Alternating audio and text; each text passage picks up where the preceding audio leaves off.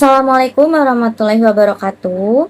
Yang terhormat Bapak Ramlan selaku dosen dari mata kuliah Manajemen Planning and Development System, juga teman-teman sekalian khususnya dari kelas akuntansi ekstensi semester 7 Universitas Pakuan Bogor. Dengan adanya saya di sini juga teman-teman saya adalah untuk menyelesaikan tugas dari mata kuliah Manajemen Planning and Development System untuk membahas 5 bab dari apa yang sudah kita pelajari di semester 7 ini. Yang pertama itu ada bab kerangka konsep SPPM, yang kedua karakteristik lingkungan bisnis global, yang ketiga kerangka konsep mindset, yang keempat struktur organisasi, dan yang kelima ialah customer value. Sebelum bahas ke materi tersebut, izinkan saya untuk memperkenalkan diri. Saya Siska Putri Handayani, juga ada keempat teman saya, ada Novia Hendira Putri, ada Priska Yunike, ada Mehuto Soid, dan juga yang terakhir ada Sadam. Oke, jadi kita lanjut aja langsung ke materi yang akan dibahas. Yang pertama itu tentang kerangka konsep SPPM, yang dibahas oleh Novia Hendira Putri. SPPM adalah sistem perencanaan dan pengendalian manajemen. Itu adalah suatu sistem yang dirancang untuk membantu organisasi untuk mencapai tujuannya, yaitu menciptakan kekayaan dan juga kesejahteraan daripada anggotanya. SPPM tersebut mempunyai tiga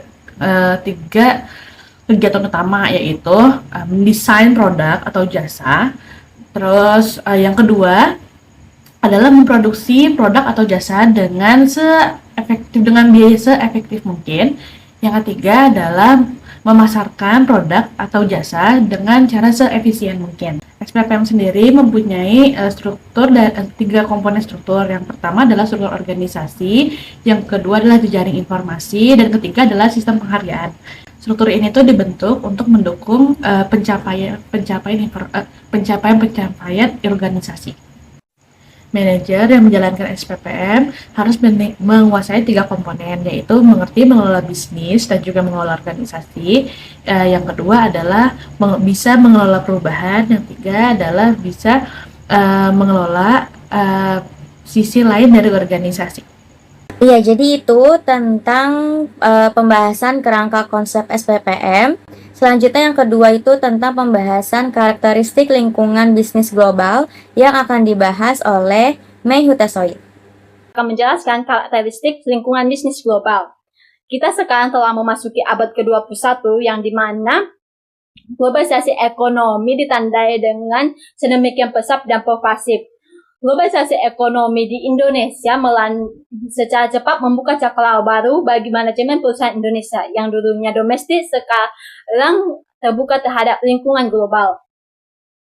Proses globalisasi ekonomi secara garis besar, globalisasi ekonomi ditandai dengan 4 proses, yaitu 1. Mobilitas, 2. Keserentakan, 3. Pencarian jalan bebas hambatan, 4. Kemajemukan.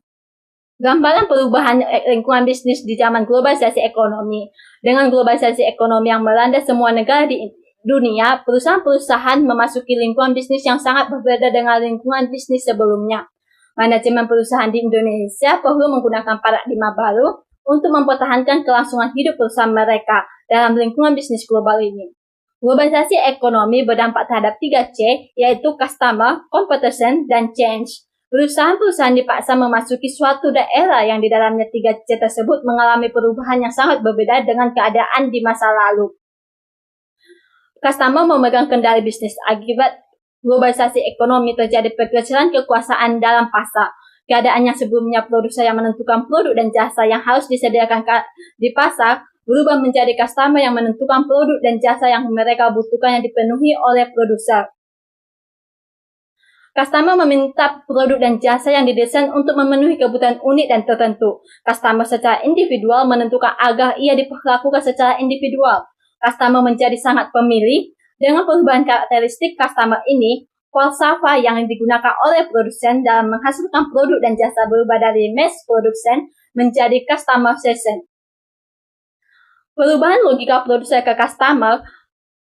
Dalam zaman yang di dalamnya customer memegang kendali bisnis, produsen harus mengubah jalan pikiran mereka ke logika customer dalam menyediakan produk atau jasa. Namun, mengubah jalan pikiran bukan merupakan hal yang mudah dilakukan. Karena untuk memiliki kecenderungan untuk transaksional fixation, menafsirkan sesuatu yang baru dengan konsep lama yang telah dimiliki sebelumnya.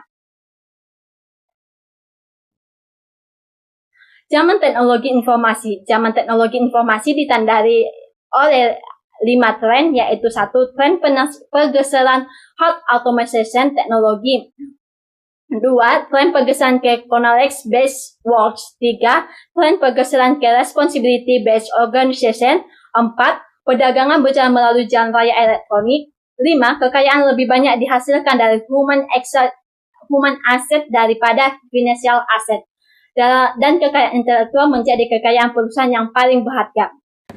Selesai dari pembahasan yang kedua tentang karakteristik lingkungan bisnis global, kita lanjut ke pembahasan bab ketiga, yaitu tentang kerangka konsep mindset yang akan dibahas oleh Priska Yunike.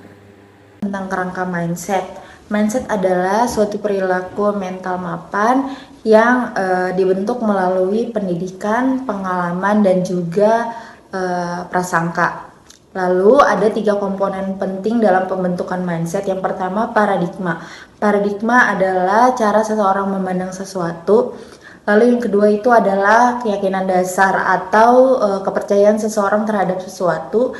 Dan yang terakhir adalah nilai dasar, yaitu sifat, sikap, dan karakter yang dijunjung tinggi oleh seseorang.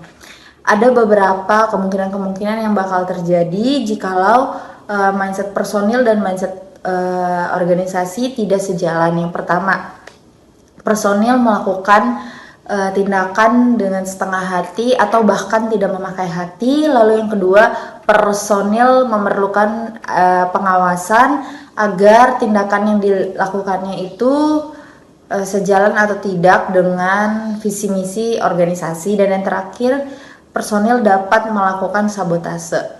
Lalu mindset sendiri itu dapat dibangun melalui sendirinya atau dari pengalaman dan lain sebagainya, dan juga sengaja dibentuk.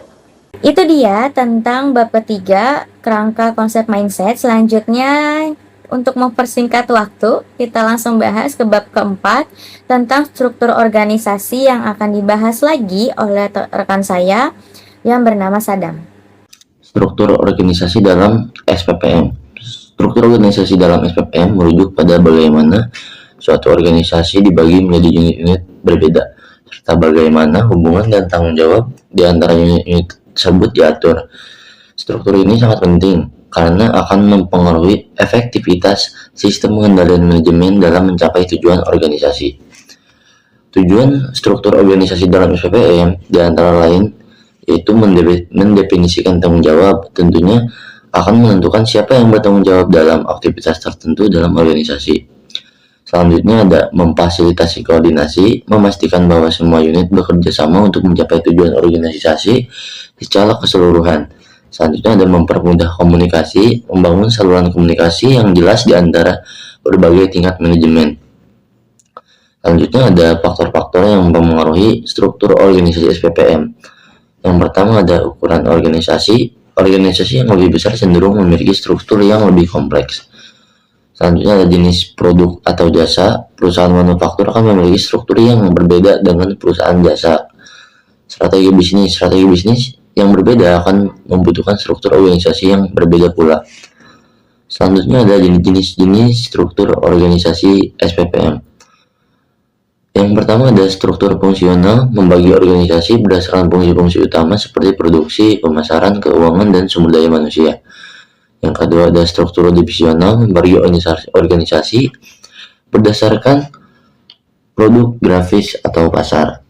Yang ketiga ada struktur matriks. Struktur matriks adalah menggabungkan struktur fungsional dan divisional sehingga karyawan memiliki 2 atasan. Yang ketiga ada struktur tim, yaitu mengorganisasikan karyawan dalam tim-tim kecil yang berfokus pada proyek-proyek tertentu.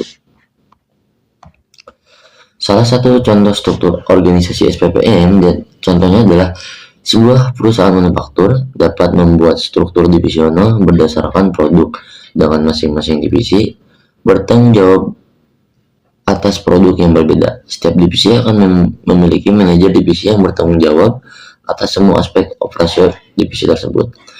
Kesimpulannya, struktur organisasi dalam SPPM adalah fondasi yang sangat kuat untuk membangun sistem pengendalian manajemen yang efektif.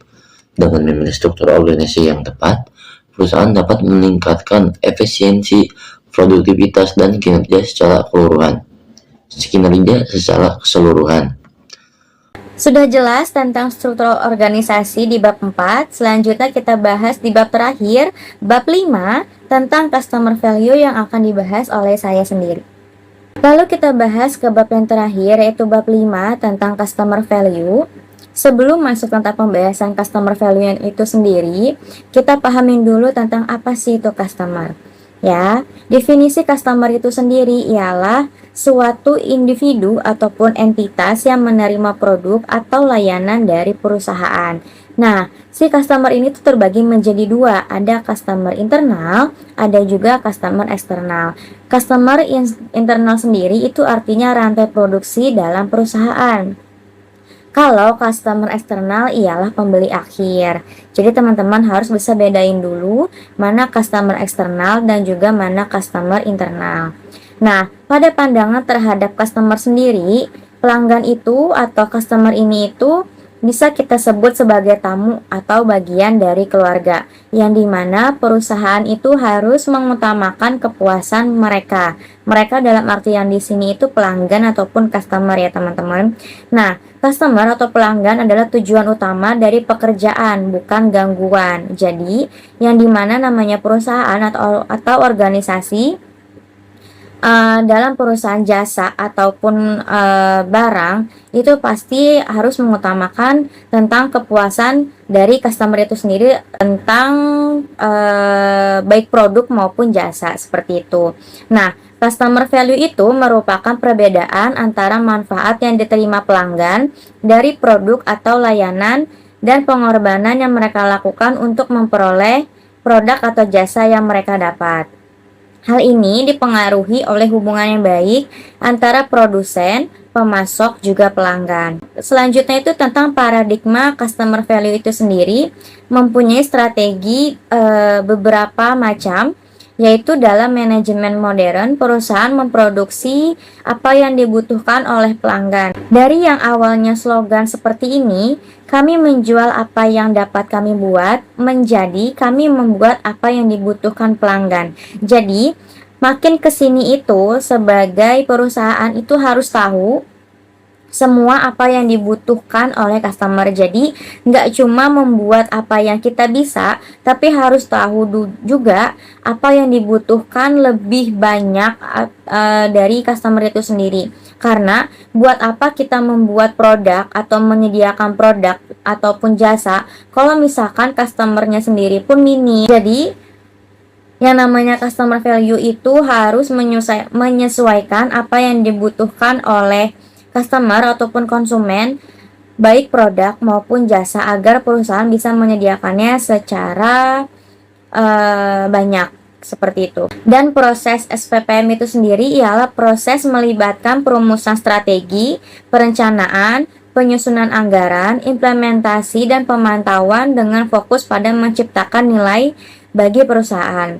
Yang keenam tentang mindset customer value dalam SPPM ialah organisasi berfokus pada kepuasan pelanggan dalam semua aktivitas melalui jejaring informasi. Struktur organisasi yang berorientisasi pelanggan dan sistem penghargaan berbasis kinerja seperti itu. Jadi teman-teman, kesimpulan dari customer value itu sendiri ialah di mana perusahaan bisa menyediakan apa yang dibutuhkan oleh customer, tidak hanya menyediakan perusahaan yang membuat, tapi juga menyediakan tentang apa yang dibutuhkan lebih banyak oleh customer itu sendiri. Cukup sudah materi tentang manajemen planning and development system. Kurang lebihnya mohon maaf ya teman-teman atas presentasi atau penjelasan yang kurang ataupun ada yang melenceng. Saya perwakilan dari kelompok 2 memohon maaf yang sebesar-besarnya. Akhirul kalam, wassalamualaikum warahmatullahi wabarakatuh.